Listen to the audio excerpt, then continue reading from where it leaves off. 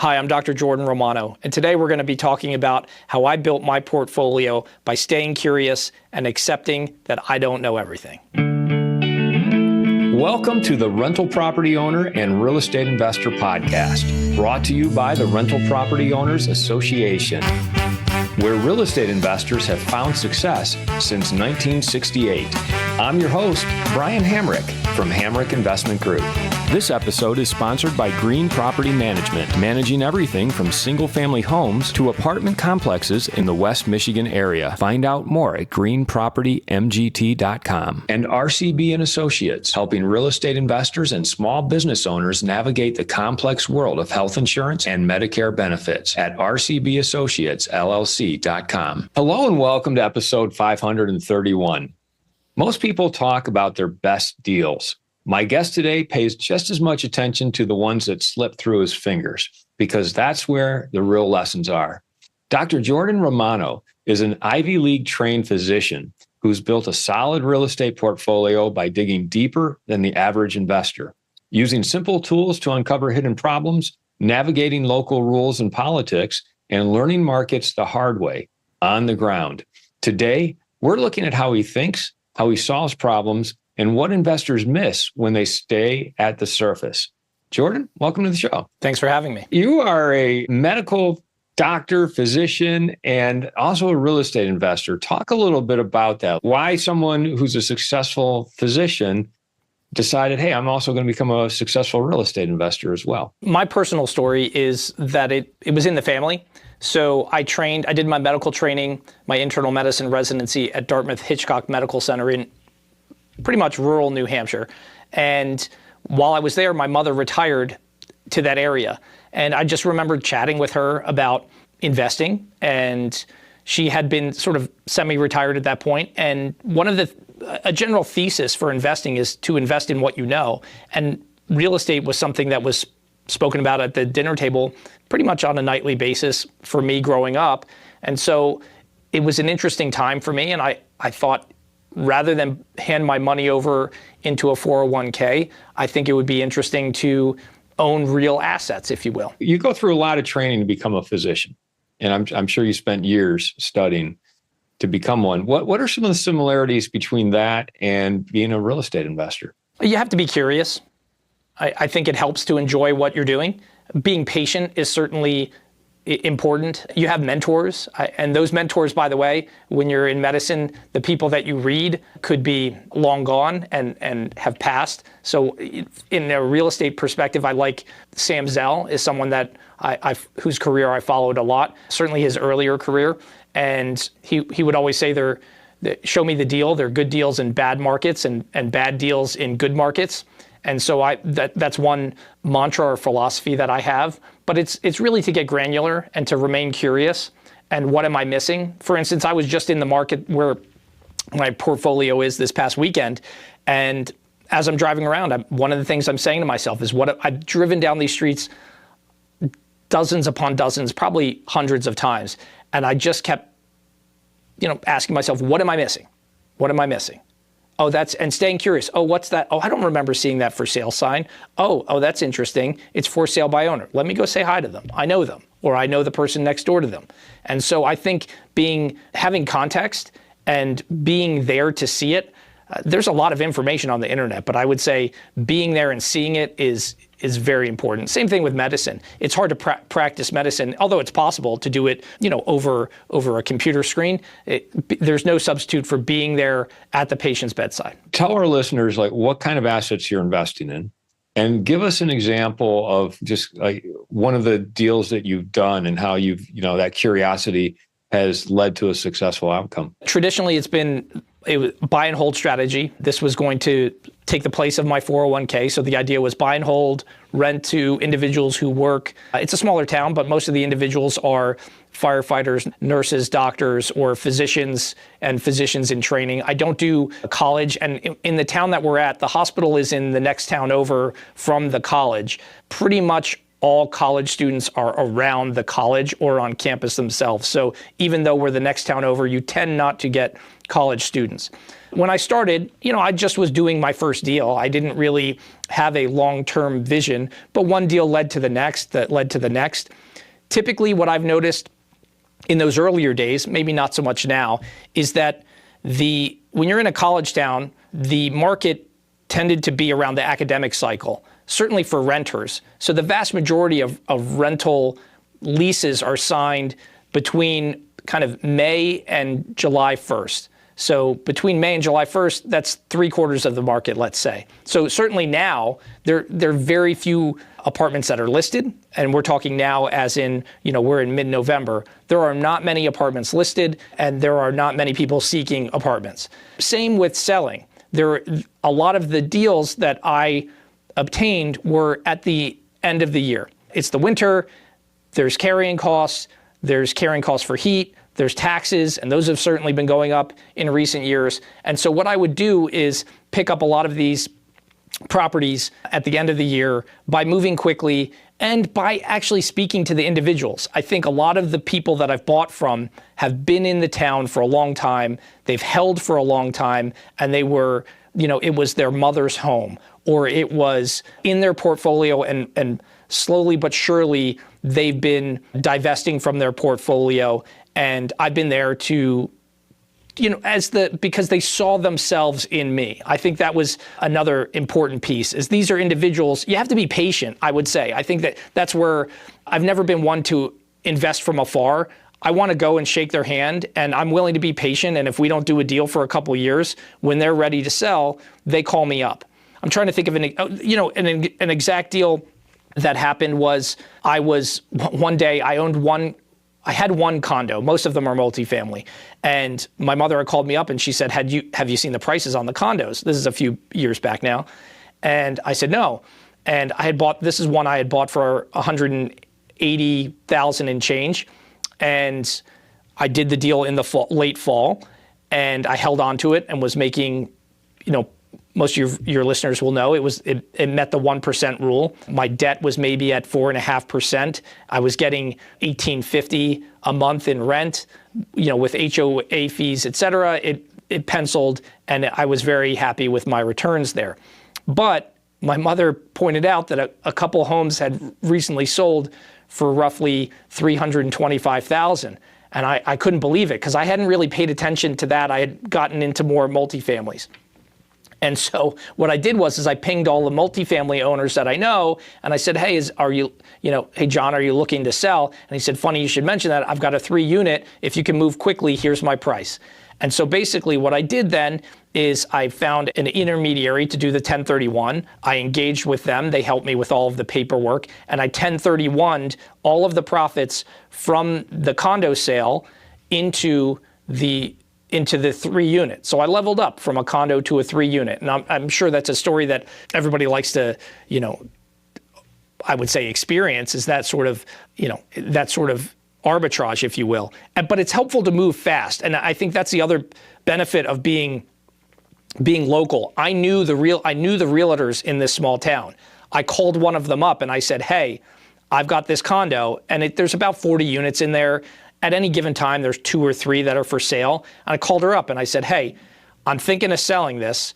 What would do you have a buyer, or could you list it for me? Because I need something quick. And she said, are you kidding me? I have somebody.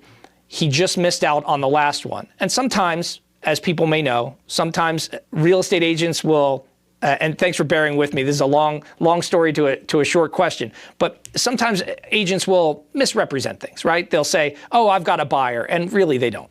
But I knew this individual, and let's call her Jessica. And Jessica was like, no, I've got a buyer. He just missed out on the last one.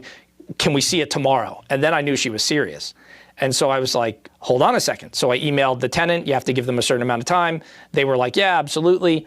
And he got in there and she was like, what's your price? And I was like, well, what was the price on the one he missed out on? And sure enough, I think it was like $325 or something along those lines.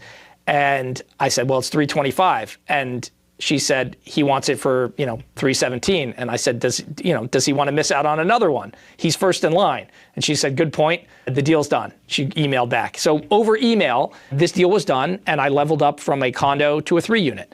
And so I've only done one 1031 exchange, and that's why I share that story. It was just sort of unique.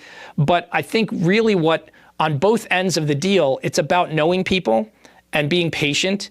But when you move, you need to move quite decisively. And I think that's what I learned from that story is you have to know what assets and areas you may want to purchase in and why you're purchasing in them, and constantly studying the marketplace. And I'll also say you had a very high degree of certainty with your 1031 exchange because you knew what property you were going to buy, and you were able to find a buyer quickly for the property you were selling, which makes it very convenient. I know a lot of people do 1031 exchanges, and then they get really anxious because they're butting up against that 45-day identification period, and they still don't know what property they're going to buy. And sometimes they're forced to buy a property that isn't quite right for them. So good for you for kind of lining both up simultaneously. Yeah, I will say there was some luck there, and the market was a little bit hotter. We're probably talking that was probably just pre-pandemic when that unfolded. What are the advantages? You talk about being local and really hyper local.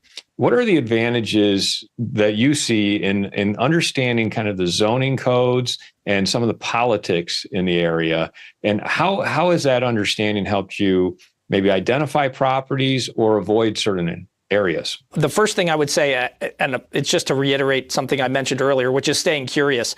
Here's a property. I'm dealing with this currently. I drove by this property, I mean, dozens of times. And, it was we're talking about a single family home on 0.9 of an acre.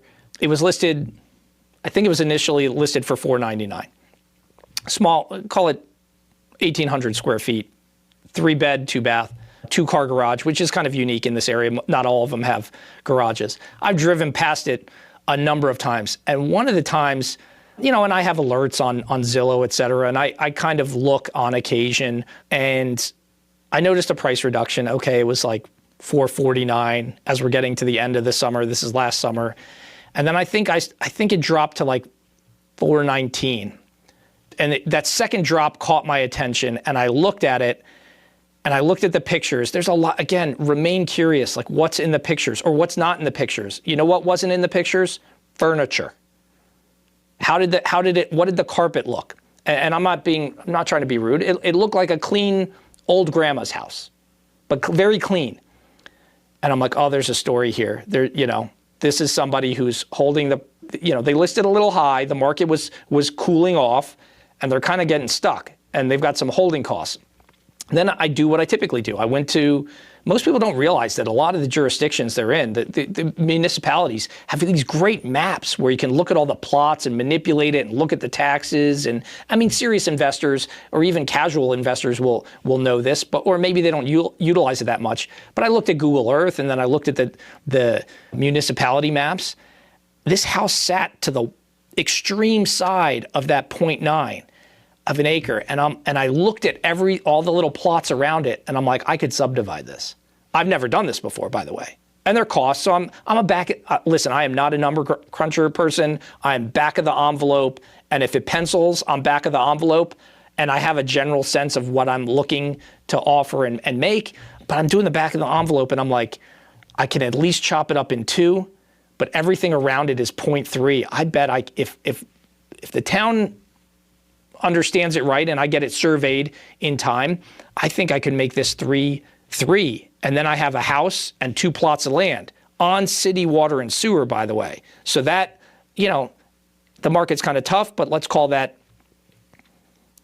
60 to 100 grand per third of an acre. It'll probably be closer to 75 when it sells.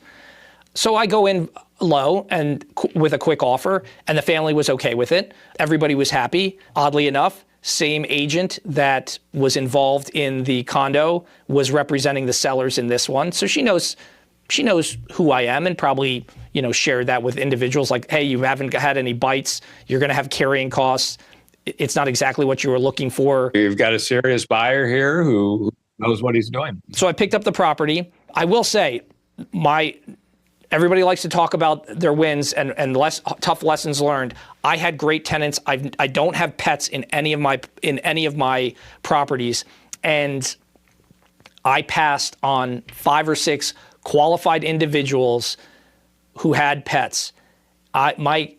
And I knew I was going to subdivide and, probably not hold on to the single family home. So I was like, I'll get a tenant. I missed the market.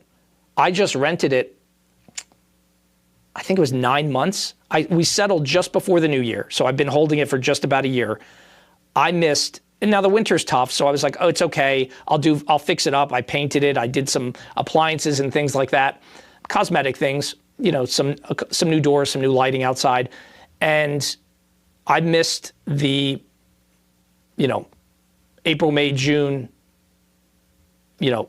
resident, undergrad, graduate students. I missed it all because I said no to some people. It's a little bit pricier because it's a full single family than some of the other rentals. And so I missed it. My carrying costs were 9 months before I got somebody in there. I was thinking 2 or 3, January, February, March, and I would get somebody to sign up. That's real money. I'd like to take a moment to tell you about Green Property Management. Not only do they manage everything from single-family homes to apartment complexes in the West Michigan area, they also manage my entire portfolio. So I can tell you from personal experience that their unique flat fee management style is worth a closer look. If you feel that your property isn't operating to its fullest potential, then Green Property Management can help you take a holistic approach that will save you money, eliminate your headaches, and increase your net income. And if you're a property manager interested in applying Green Property Management's model, give them a call at 1-866-95-GREEN or visit them on the web at greenpropertymgt.com. If you're thinking of leaving your W-2 job and becoming a full-time real estate investor, one of the greatest costs you must consider is healthcare for you and your family. When I made this transition myself, I found the whole healthcare insurance process to be confusing and frustrating. That's why I'm glad I met Chad Creasy at RCB & Associates. Chad is a professional health insurance agent who helps real estate investors and small business owners understand and choose their best healthcare options. And best of all, his services are covered by the insurance company and won't cost you a dime. If you live in Michigan and are expecting a change in your healthcare insurance coverage for any reason, or losing employer coverage or transitioning into Medicare, then you owe it to yourself to contact Chad Creasy at rcbassociatesllc.com. Why that decision to not allow pets? Because it sounds like you could have put a pet owner, and 50% of tenants have pets. Mentoring bias. I tend to have some of the nicer units in the town compared to other landlords. And so it was just sort of, in medicine, we call it last case bias, or it's just sort of recency bias. I don't have it with any of my others. And so I just said, no, the $50 fee, they're going to tear up the carpets. I'm just going to sell this anyways. I mean, if you would have said, Jordan, it's going to cost you $18,000 to hold it, would you? Maybe I would have taken Rufus. I wouldn't say it was a mistake. And it was a learning lesson. In hindsight obviously is 2020, but would you go back and do it differently? Would you have allowed pets knowing that? Life happens moving forward. So, it is, and the market tightened the way it did. And so I think people were not extending in terms of, where they were renting. I look back and I clearly passed on some qualified tenants that I chose to not accept based on by the way, non-service related animal, right? Like these are like just family pets. I move forward. So it was a tough lesson. But now we have the property surveyed. I went, thankfully it was only one meeting in front of the planning board. It was an interesting conversation, but I basically said, hey, look, you're all talking about workforce housing and affordability. These small plots will allow, it's not like you can build 4 units on these small plots. It will allow maybe a single family with an ADU. That's essentially workforce housing, because somebody who can buy their first home can now add an ADU that is either for a loved one, or they can make some income off of that ADU. And so the town loved it, and they approved it with a couple conditions. I had to move a shed to comply with the lot lines. There was a couple other things. I had to renumber the plots with the postal office and things of that nature. But essentially, the subdivision's been approved. And so now all of a sudden I bought the house and I've got these 2 plots of land. So I forget what the original question was. It was about the tools you're using and understanding zoning and the politics. What I would say is curiosity. Like, if you stay curious and be okay to be wrong. Like, I had driven by that. It was curiosity and like saying like, okay, Jordan, some people call it steel manning the argument. Like, I'm wrong on this house. What would it take for this to be a good deal? Well, price, obviously. Okay, but like, what else could you do to this? And I just looked at it again. I'm like, I just remember saying it to my mom. And this is what got it. We were driving by and I go, that's a lot of land. And then I was like, that's a lot of land. Huh. Let me look at the map. Like that, it just rolled off my tongue. Like, I just remember looking at it like, that's like, what? Like, why isn't there a house there? Wait, right. Why isn't there a house there? And so it's curiosity and just, I don't know everything. And just, if you can accept that fact, because part of me, I think one of the things there are a lot of people who are, they're construction teams up there. They're like individuals in the town who own hundreds of units. Like, how could Jordan Romano possibly know more than these guys who live up there and drive past the thing every day? Well, the answer is, they do miss things, right? They're not driving by it like you are. One of the premier builders in the area lives 2 doors down. It was right, literally snatched this up right under his nose. So, and now I might sell the land back to him in a twist of fate. So I think you just have to be curious and you have to know the zoning. So going back to that municipal map, people don't realize that, like, if you're sitting on something and you like, look at use Google View if you're not there, but look at what people have done around it. If there's a large 2-family and across the street there's a 4-family, but the footprint of the 2-family is the same as the 4-family, can you expand that 2-family into a 4-unit?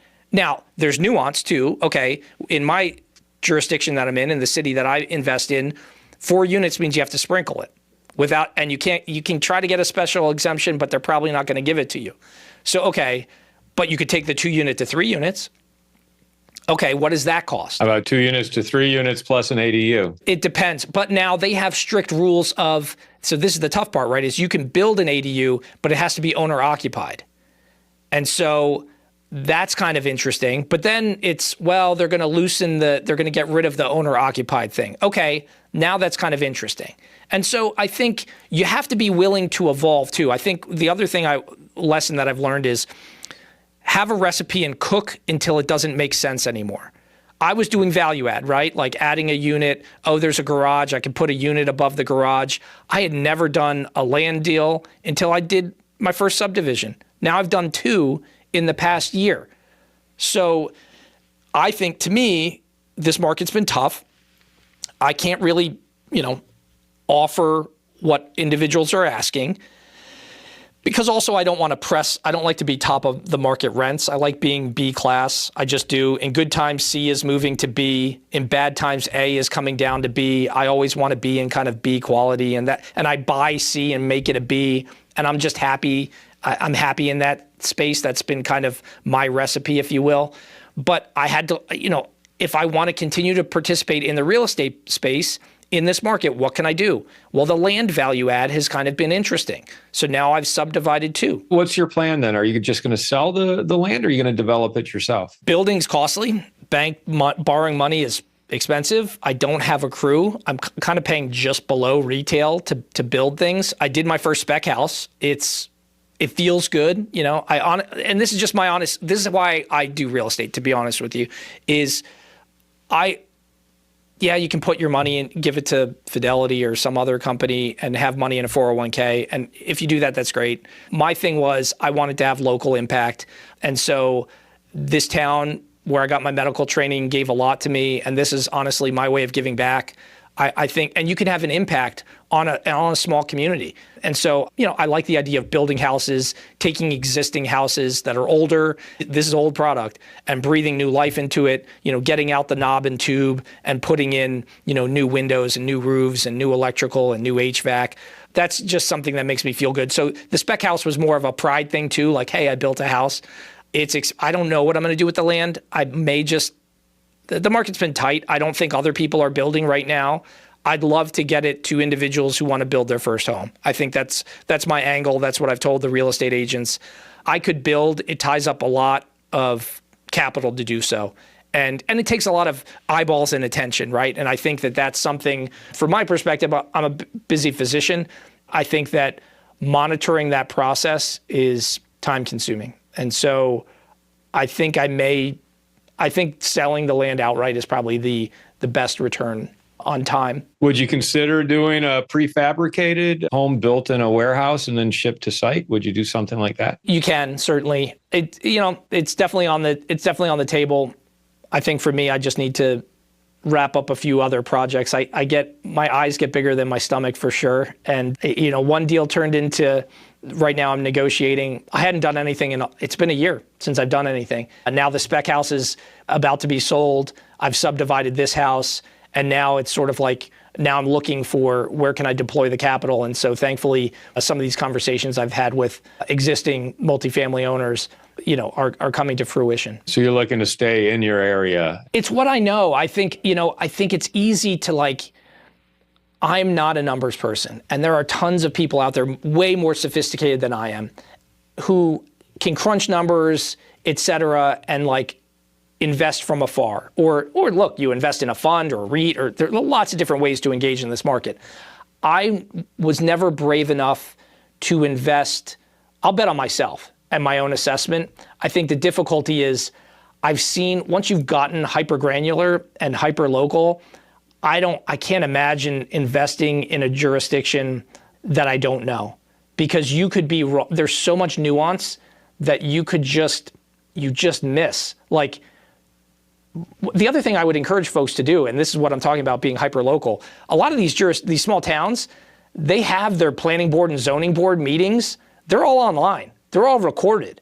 So go look at listen to the other. I like watching football and things of that nature, but in terms of fantasy sports, the real estate maps and municipality maps are kind of my fantasy league. And I'm like, oh, it'd be great to trade this house for that house. And when you listen to these zoning meetings and planning board meetings, you see the other projects being brought. It will give you ideas.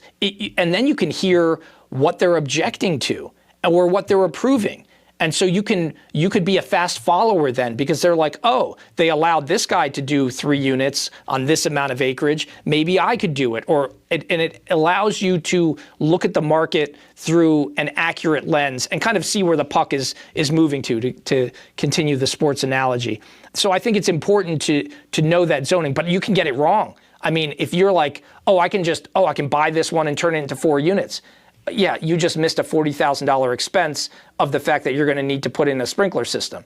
So that's not that accurate. And they're like, you can get college students and you're going to pack them in there and you're going to charge premium rents, except for the fact that 10% in the town that I'm in, even though it's the next town over, only 10% or fewer of the college students rent in our town. You can just totally whiff on understanding a market because you don't understand the granularity of what's happening there. If you're just looking at price listed, price sold, price per unit, there's a lot more nuance to it. And that scares me. So I'm happy to stay where I'm at. Jordan, how would our listeners find out more about you or get a hold of you? So I'm a physician in the Boston area. You can find me on LinkedIn. I also do, on the side, I spend a small amount of my time as a medical expert witness, and I help other physicians do that. So you could find me at medicalexpertwitness.com. If you're a physician or a healthcare provider and you're interested in that space or just want to chat with me, you can book a time to chat with me at medicalexpertwitness.com. How are you using AI in your business? I would say mostly contracts or advanced negotiation tips. I will feed some emails in there from the real estate side and just say, like, what am I missing? What have I not asked? Why are we stalling? The biggest thing that I find is you get deal fatigue. I can, and I've seen other potential sellers get deal fatigue. And so I'm using it for sort of advanced negotiating tips. I know the product well. I know street by street. I don't even have to go into some of these houses because I know what the one next door looks like. So I have a really good sense of this small market. But I would say the vast majority of the way that I'm using it is, I will say, actually, I've taken pictures of things. There was a toilet that was malfunctioning when I was in one of my units. I took a picture of it and I just asked GPT. I was like, why is this, like, I'm trying to push this lever down and I'm like, it's torqued. It's not, I tried to describe it like a layperson, obviously. And it was like, oh, this is what's wrong with your toilet. You just need to buy this piece. I bought it on Amazon, had it shipped, and it was done. So I will say it's helped me avoid like a $300 plumber bill as well. Well, Jordan, thanks for coming on the show today and just talking about investing hyper local, sharing your stories about using some of the simple tools to find some real gems of real estate investments. And I love your story about driving by this property and realizing, hey, there's a lot of land there, and being able to parcel it off into 2 more lots. So thanks so much for coming on the show. It's been a great conversation. My pleasure. Thanks for having me. I want to thank everybody for listening to this episode. I'm your host, Brian Hamrick from Hamrick Investment Group, and you can find out more about me by going to higinvestor.com. That's higinvestor.com. This episode was sponsored by Green Property Management, managing everything from single-family homes to apartment complexes in the West Michigan area. Find out more at greenpropertymgt.com. And RCB and Associates, helping real estate investors and small business owners navigate the complex world of health insurance and Medicare benefits at rcbassociatesllc.com. You've been listening to the Rental Property Owner and Real Estate Investor Podcast, brought to you by the Rental Property Owner Association. You can find out more at rpoaonline.org. If you enjoyed this podcast, please go to iTunes to subscribe, rate, and review.